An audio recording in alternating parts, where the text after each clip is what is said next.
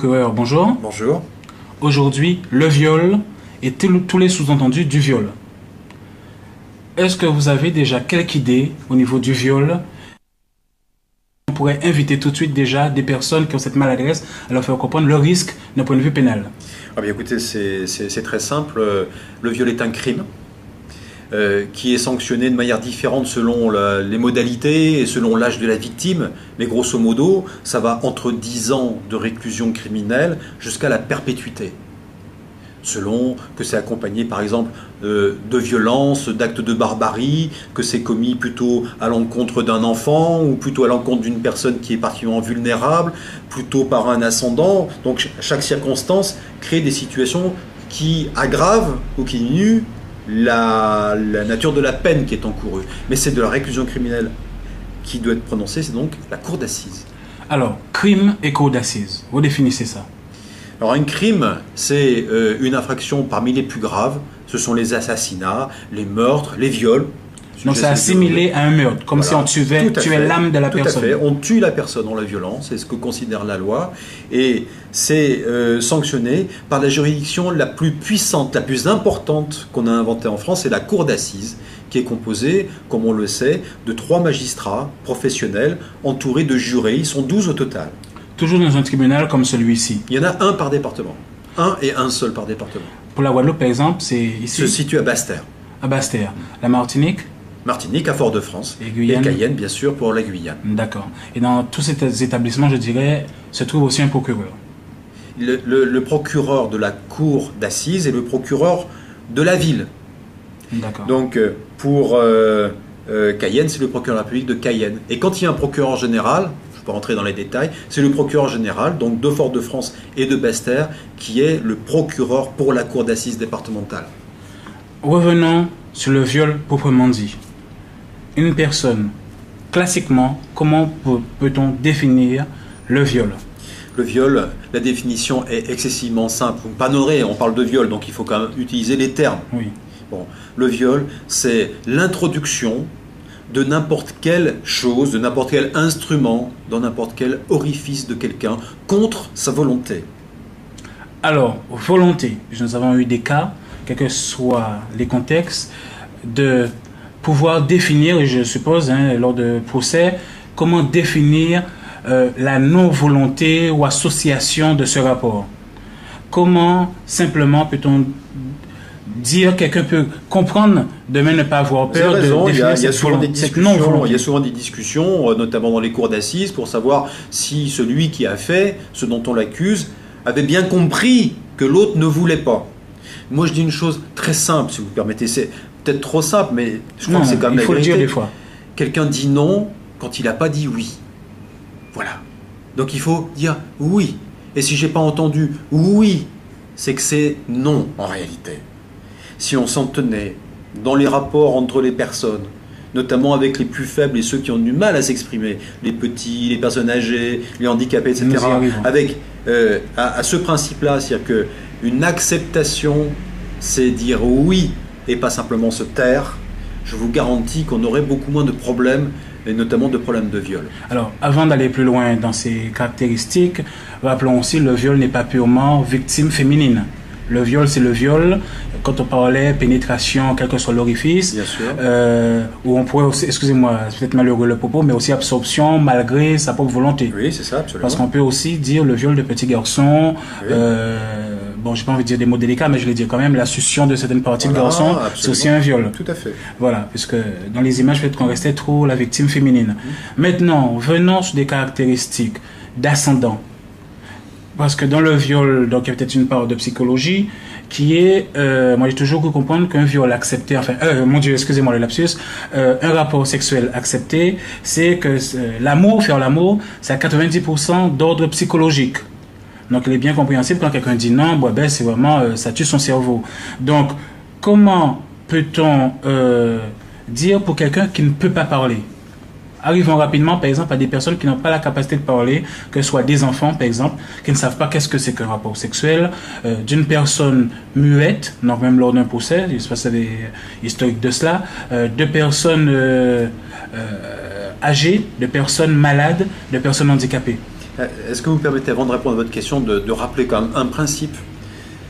Les enfants de moins de 15 ans ne peuvent pas avoir de relations sexuelles. Un enfant qui n'a pas fêté son 15e anniversaire. Voilà. Ils ne peuvent pas en avoir.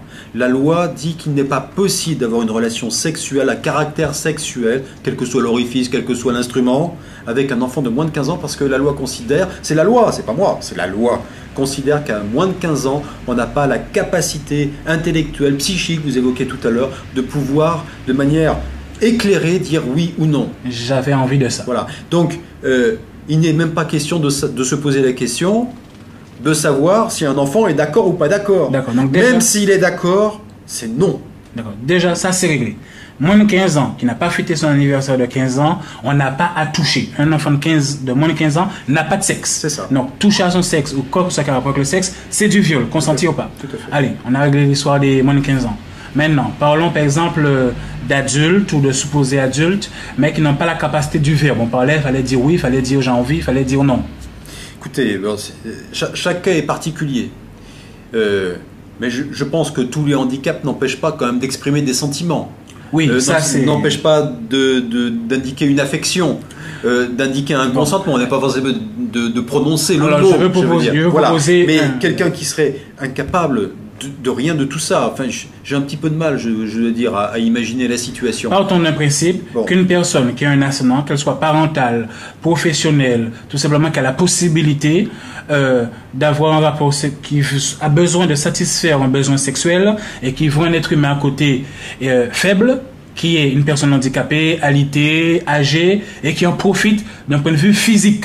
Donc il n'a pas demandé son avis. Ah, bah s'il n'a pas demandé son avis, c'est qu'il n'a pas eu l'accord. C'est ce que je disais tout à l'heure. Alors je reprends ce que je disais tout à l'heure. Le consentement qui doit être obtenu pour avoir une relation sexuelle avec quelqu'un, c'est un consentement qui est exprimé. Quelqu'un qui ne dit rien, encore plus quelqu'un qui ne peut rien dire pour diverses raisons, parce qu'il a peur, parce qu'il est impressionné, parce qu'il est sidéré, c'est un terme qu'on peut employer, il est sidéré par la situation, c'est quelqu'un qui n'a pas dit oui. Et le viol, c'est le fait de faire quelque chose à quelqu'un qui ne l'a pas accepté. C'est pas quelqu'un qui ne l'a pas refusé, c'est quelqu'un qui n'a pas accepté. Alors, allons encore plus loin dans la notion de subtilité, dans des cas peut-être extraordinaires. La notion d'ascendant. Alors, autant un enfant, il ne faut pas y toucher.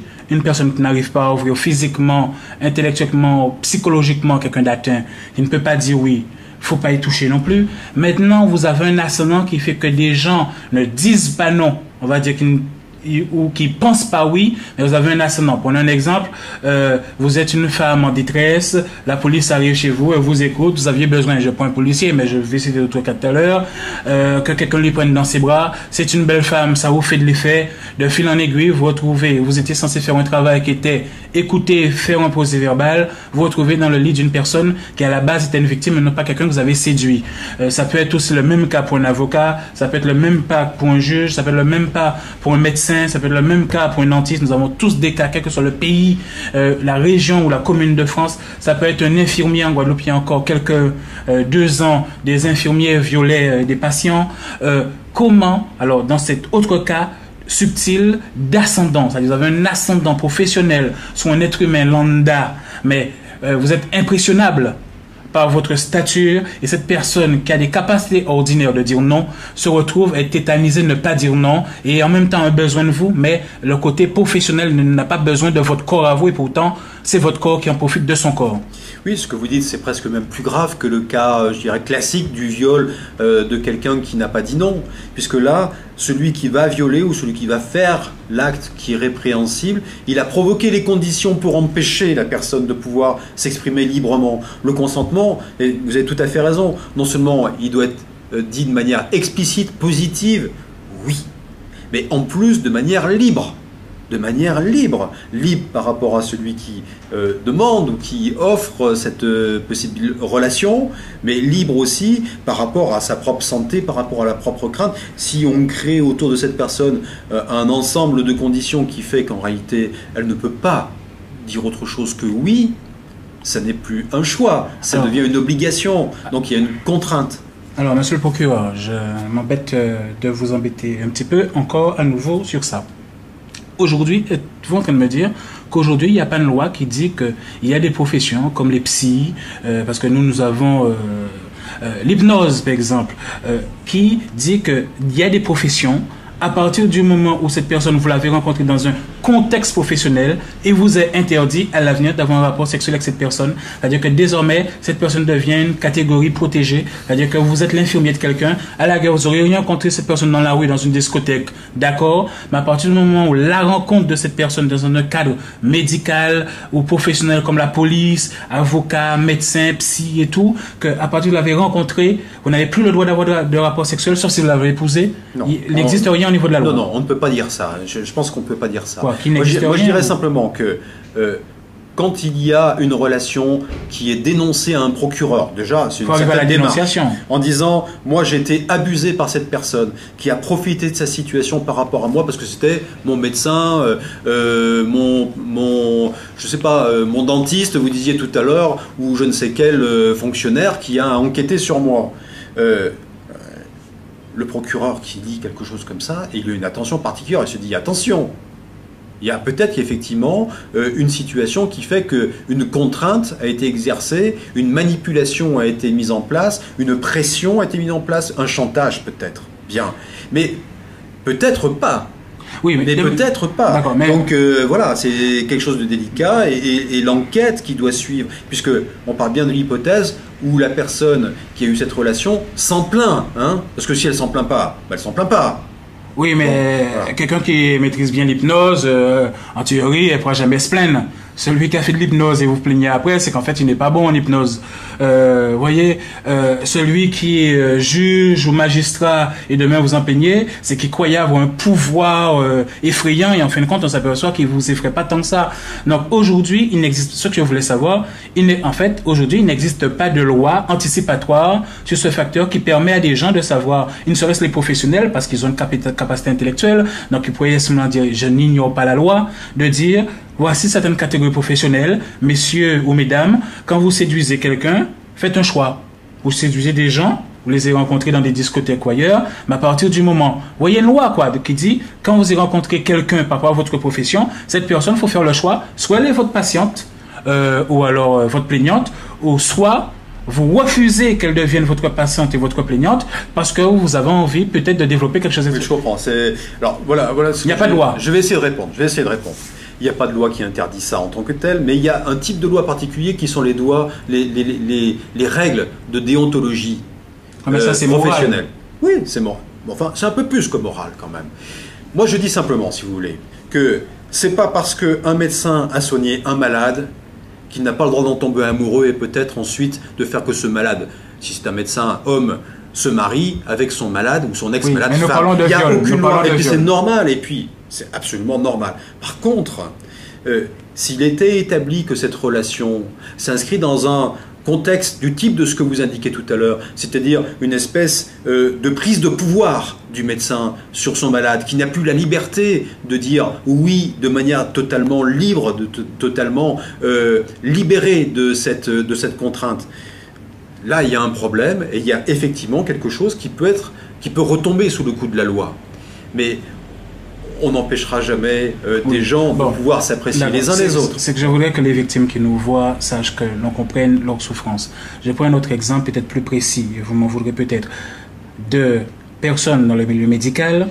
Quand vous êtes quelqu'un de malade ou d'handicapé, vous êtes d'une certaine manière isolé et que vous vous retrouvez à avoir autour de vous que des soignants, ou parfois qu'un soignant, si ça fait à domicile, des parents et un soignant. Donc votre psyché elle-même est manipulée malgré vous dans le sens, le seul étranger ou personne supposée étrangère à votre famille, c'est-à-dire papa, maman et peut-être petit frère, le seul visage d'être humain que vous voyez, c'est celui-là. Donc vous avez la faiblesse naturelle de tomber amoureux du seul être humain que vous voyez. Voyez, je vais arriver aussi à ça. Donc, vous croyez être amoureux, mais l'autre qui croise tous les êtres humains de la planète, et que pour lui, vous êtes qu'un parmi 10 000, eh bien, lui aurait la délicatesse, si ça avec la loi le lui interdisait, de se dire, c'est mon patient. Voyez, donc quand vous avez des personnes qui aiment avoir ce caractère éjulatoire, excusez-moi d'employer ce mot, a bien compris intellectuellement, philosophiquement, et même le profil psychologique de détresse de cette personne, a envie d'avoir un rapport sexuel en plus, par rapport à cette notion de facilité, laisse croire ce que cette personne veut bien croire, en sachant très bien tout ça, en profite. C'est ça que je voulais en venir. Est-ce qu'on peut pas mettre une loi par rapport à ces types d'êtres humains, dire tu n'as pas le droit d'y toucher? Oui. Non, mais là, la loi existe. Mais il faut quand même qu'il y ait un état de faiblesse tel qu'il puisse être reconnu et qu'il atteigne suffisamment profondément l'expression de la volonté de la personne qui est victime. Parce que quelqu'un qui est victime, c'est-à-dire qui veut plus ou moins... non, mais restons à ce cas-là. Voilà. De l'être humain, le seul être humain que vous voyez, c'est votre soignant. Voilà. Et vous êtes persuadé de tomber amoureux parce qu'en réalité, si vous n'êtes pas amoureux, c'est le seul être humain que vous voyez. Il n'y a pas une loi qui dit qu'il ne faut pas que lui, il doit toucher à ça? Moi, je crois qu'on est dans des lois d'éthique, je vous le dis, hein, d'éthique professionnelle, de déontologie professionnelle. Effectivement, il ne faut pas confondre les deux choses. Mais si celui qui finalement va accepter la relation est dans une situation simplement de faiblesse passagère, on est tous, à un moment donné dans notre vie, il y a des hauts et des bas dans la vie de tout le monde, dans des situations de faiblesse passagère. Bon, est-ce que c'était une faiblesse qui était telle que cette personne n'était plus libre de dire oui? Ou est-ce que c'était une faiblesse qui était simplement une faiblesse relative? Eh bien, la loi fait la différence entre les deux. Et le viol ou l'agression sexuelle, dans cette situation-là, c'est l'agression sexuelle de quelqu'un qui est quasiment incapable de pouvoir exprimer sa volonté, qui est dans une situation de faiblesse telle qu'il ne peut pas même comprendre, concevoir lui-même qu'il est totalement... Parce que j'aurais pu prendre un dernier exemple. Bon, ça fait un peu long. Un dernier exemple, vous êtes secouriste. Vous sauvez la vie de personne. Mais vous pouvez tomber sur des personnes éprouvées psychologiquement, donc qui ne sont plus dans un état. On ne va plus parler de oui ou de non. Ils ne sont plus dans un état du moment. Vous venez de sauver sa vie. Cette personne a une luminosité cérébrale qui se dit, il y a encore une seconde, j'aurais pu être morte. Et cette personne qui est mariée, qui a des enfants, ne se serait jamais imaginé tromper son mari. Je parle de la personne féminine, c'est plus facile à imaginer, d'accord? Et sur le coup, est tellement éprouvé, et il y a un facteur psychologique qui permet de déterminer cet état dans lequel vous êtes, et du coup, presque se donne à vous. Pourquoi il n'y aurait pas une loi qui permet à ces personnes de dire non, j'ai pas le droit de toucher à cette personne? Moi, je vous dis simplement que la loi, elle se place... Parce que 2 jours après, elle se rend compte qu'elle n'aurait jamais fait ça. En regardant les choses du côté de celui qui fait l'acte. Est-ce que la personne qui est en train de faire l'acte est en train de le faire en sachant que l'autre a dit non, ou en tout cas n'a pas dit oui? Mais en restant dans les... Et si cette personne a dit oui, il restera toujours un doute du point de vue de la loi pour rechercher si ce oui est un oui suffisamment conscient, éclairé, clair, libre. Alors dans ce cas, je m'excuse, dans ce cas précis, secouriste, elle est éprouvée, elle croit qu'elle a été morte, elle veut remercier, presque c'est elle qui lui saute dessus, etc. Et 2 jours après, elle réalise que jamais, par son éducation, c'est là un état d'esprit au calme. Et elle regrette. Et elle regrette. Voilà. Bah oui, mais sur le moment, elle a dit oui. D'accord. D'accord. J'ai compris, vous êtes clair sur le propos. Maintenant, restons sur les cas basiques. Je me suis étardé, nous conclurons. Personne victime de viol. Qu'est-ce qu'elles peuvent attendre de la justice? Je ne vais pas dire les vraies victimes, les personnes qui nous regardent, qui sont blessées. Souvent, de manière télévisée, on montre, je parle de vrais cas, on oublie tout cela, des personnes qui subissent un viol, agression, la totale. Dans des films, on voit qu'on dit qu'il ne faut pas faire de toilette intime, juste après...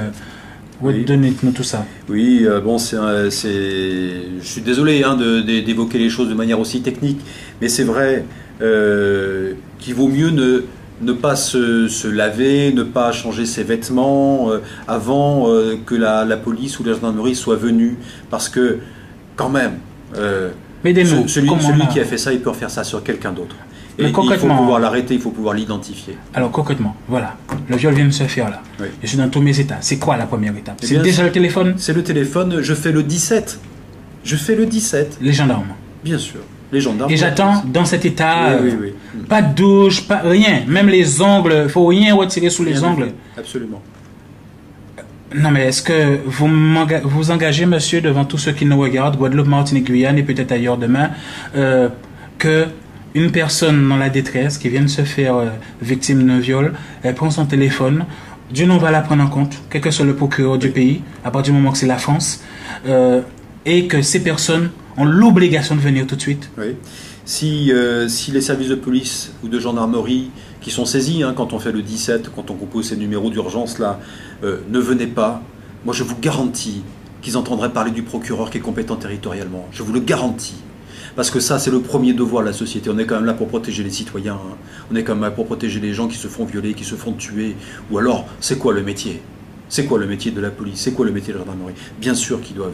Et s'ils ne le font pas, ils engagent très sérieusement leur responsabilité, leur avenir professionnel. Je le dis très clairement ce soir. Donc, j'ai même pas besoin de demander d'autres étapes alternatives, puisqu'on pourrait dire que c'est la seule étape. Rester habillé, oui. Déchiré comme ça. Enfin, je m'excuse du propos, mais dans l'état où vous êtes, dans la seconde. Oui, si c'est possible, c'est ça qu'il faut. Et la seule étape, c'est 17. Et vous me dites, par rapport à tout le parcours juridique que vous avez, tout ce qu'on vous a appris dans vos formations, si la gendarmerie ne se déplace pas ou la police ne se déplace pas, cette dame sera en mesure immédiate de porter plainte par l'intermédiaire du procureur de sa circonscription. Oh, elle n'aura pas besoin de porter plainte. Moi, je veux dire, j'ai pas besoin de plainte pour poursuivre des fonctionnaires de police ou des enquêteurs qui ne feraient pas leur travail. Surtout dans un cas. Moi, je veux témoigner, si vous voulez, simplement ici. Pour l'instant, en Guadeloupe, à ma connaissance, hein, je n'ai pas vu ça. Je n'ai pas vu ça. Je n'ai jamais entendu parler. On pourra peut-être me rapporter le preuve du contraire, et ce ne sera pas sans conséquence. Mais je n'ai jamais entendu parler de quelqu'un qui a décroché le téléphone ou qui a fait appel au service de police, de gendarmerie ou au service de secours, de manière générale, aux pompiers, hein, en disant « je viens de subir un viol, là, maintenant ». Il ne faut pas avoir peur de le dire. Ah oui, il faut le dire. Par contre, il faut que ce soit dit très clairement. Il ne faut pas dire les choses, il vient de m'arriver quelque chose, etc. Non, c'est « je viens de subir un viol, je viens d'être agressé et de subir un viol, venez immédiatement à telle adresse ». Si les services ne se déplacent pas sur quelque chose comme ça, ce que je n'imagine pas, je pense que ça n'existe pas. Vous sanctionnez. Vous allez sanctionner. Ah bien sûr, oui, tout à fait. Et c'est l'obligation de tout procureur qui a eu cours de cet élément de sanctionner. Absolument. Monsieur le procureur.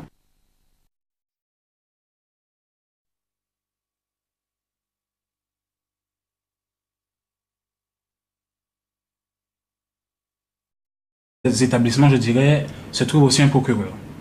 Le procureur de la cour d'assises et le procureur de la ville.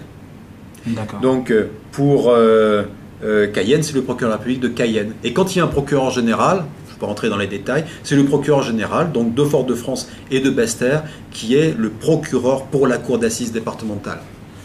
Revenons sur le viol proprement dit. Une personne, classiquement, comment peut-on définir le viol? Le viol, la définition est excessivement simple. Vous me pardonnerez, on parle de viol, donc il faut quand même utiliser les termes. Oui. Bon, le viol, c'est l'introduction de n'importe quelle chose, de n'importe quel instrument, dans n'importe quel orifice de quelqu'un, contre sa volonté.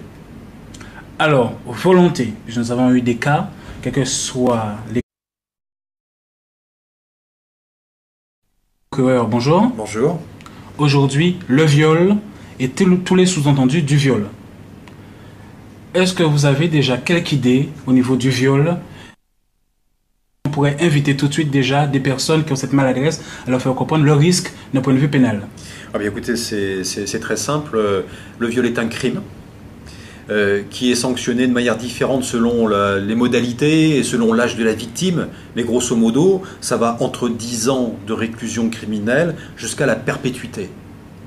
Selon que c'est accompagné par exemple de violences, d'actes de barbarie, que c'est commis plutôt à l'encontre d'un enfant ou plutôt à l'encontre d'une personne qui est particulièrement vulnérable, plutôt par un ascendant. Donc chaque circonstance crée des situations qui aggravent. Le contexte de pouvoir définir, et je suppose, lors de procès, comment définir la non-volonté ou association de ce rapport. Comment simplement peut-on dire, quelqu'un peut comprendre, demain ne pas avoir peur de définir cette non-volonté. Il y a souvent des discussions, notamment dans les cours d'assises, pour savoir si celui qui a fait ce dont on l'accuse avait bien compris que l'autre ne voulait pas. Moi, je dis une chose très simple, si vous permettez. C'est peut-être trop simple, mais je crois que c'est quand même la vérité. Il faut le dire des fois. Quelqu'un dit non quand il n'a pas dit oui. Voilà. Donc il faut dire oui. Et si j'ai pas entendu oui, c'est que c'est non en réalité.